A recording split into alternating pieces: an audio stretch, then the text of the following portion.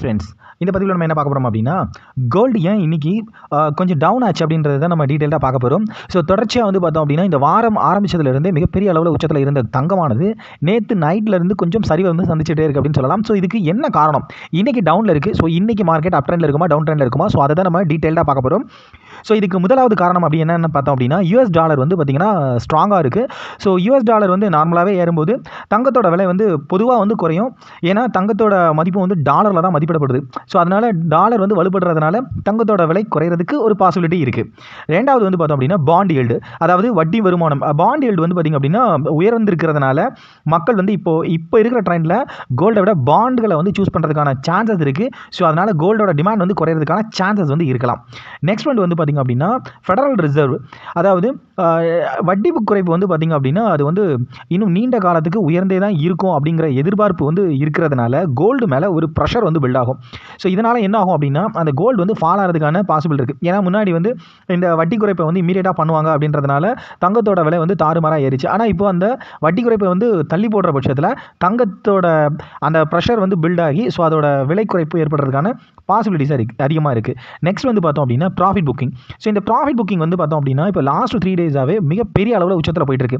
அதனால ஸோ அதிகமான உச்சத்துக்கு வந்திருந்ததுனால எல்லா ட்ரேடர்ஸுமே கண்டிப்பாக ஒரு ப்ராஃபிட் புக்கிங் நடக்கும். ஸோ அதனால் கண்டிப்பாக இன்றைக்கி டவுன் ஆகிறதுக்கான பாசிபிலிட்டிஸ் வந்து ரொம்பவே அதிகமாக இருக்குது. நெக்ஸ்ட் வந்து நம்ம ரீசன் என்ன பார்க்கலாம் அப்படின்னா, ஸ்டாக் மார்க்கெட் வந்து இன்றைக்கி ரொம்ப பாசிட்டிவாகவே இருந்துச்சு. ஸோ ஆல்மோஸ்ட் வந்து இன்றைக்கி நம்மளோட மார்க்கெட் வந்து மார்னிங் வந்து பாசிட்டிவாக ஸ்டார்ட் ஆச்சு. ஸோ அதுக்கப்புறம் என்னதான் ஒரு ஃபால் வந்தாலும் மறுபடியும் அகைன் வந்து கொஞ்சம் ரீடைன் ஆகிறதுனால ஸோ நம்மளோட மார்க்கெட் வந்து ரொம்ப ஆல்மோஸ்ட் வந்து ஈக்விட்டி மார்க்கெட் கொஞ்சம் ஸ்ட்ராங்காக இருக்குது அப்படின்றத வந்து ஆல்மோஸ்ட் எல்லாருமே வந்து உணர்த்துறாங்க. அதனால் எப்போவுமே சேஃப் ஹேவன் அசெட்டாக தான் கோல்டு வந்து இருந்துட்டு இருக்கும். ஸோ அதனால் நல்ல ஒரு ஹியூஜ் ப்ராஃபிட் வேணும்னா ஈக்விட்டி மார்க்கெட்டுக்கு எல்லாருமே கொஞ்சம் அகைன் கம்பேக் கொடுப்பாங்க. ஸோ மேபி இன்றைக்கி பாசிட்டிவாக இருக்கிற பட்சத்தில் நம்மளோட ஈக்விட்டி மார்க்கெட் எல்லாமே கான்சன்ட்ரேட் பண்ணுறதுனால கோல்டோட இருக்கிற அந்த இன்வெஸ்ட்மெண்ட்ஸ் வந்து வெளியே வரும். ஸோ அதனால் என்ன ஆகும் அப்படின்னா அதுலேயுமே ஒரு டவுன் வரதுக்கான பாசிபிள் வந்து இருக்குது. நெக்ஸ்ட்டாக நம்ம பார்க்கக்கூடிய ஒரு முக்கியமான பாயிண்ட் என்ன அப்படின்னா, ஜியோபொலிட்டிக்கல் டென்ஷன் வந்து குறைஞ்சிருக்கு. ஏன்னா இப்போ வரைக்கும் வந்து பார்த்திங்கன்னா நம்ம தலைவர் ட்ரம்ப் வந்து அதிகமாக ஏதாவது ஒரு நியூஸை வந்து கொடுத்துக்கிட்டே இருப்பார், ஒரு நடவடிக்கை அதிரடி எடுத்துக்கிட்டே இருப்பார். ஆனால் இப்போ அவர் என்ன பண்ணி வச்சிருக்காருன்னா கொஞ்சம் அவருமே அதாவது அடக்கி வாசிக்கிறாரு. கிரீன்லாந்து விஷயத்துலையுமே என்னென்னா நான் ராணுவத்தை வந்து இப்போ பயன்படுத்த மாட்டேன் அப்படின்னு சொல்லிட்டு நேற்று மீட்டிங்கில் வந்து சொல்லியிருந்தாரு. ஸோ இந்த மாதிரி நிறைய விஷயங்கள் வந்து பார்க்கும்போது அந்த பதற்றத்தை வந்து கொஞ்சம் குறைக்குது. ஸோ இப்போ தற்சமயத்துக்கு குறைஞ்சிருக்கு அப்படிங்கிறத மட்டும் தான் சொல்ல முடியும். இது ஒரு ஷார்ட் இது இல்லை. ஸோ அதனாலையும் மார்க்கெட் வந்து இன்றைக்கி கோல்டோட ரேட் இன்றைக்கி குறையிறதுக்கான பாசிபிள் இருக்குது.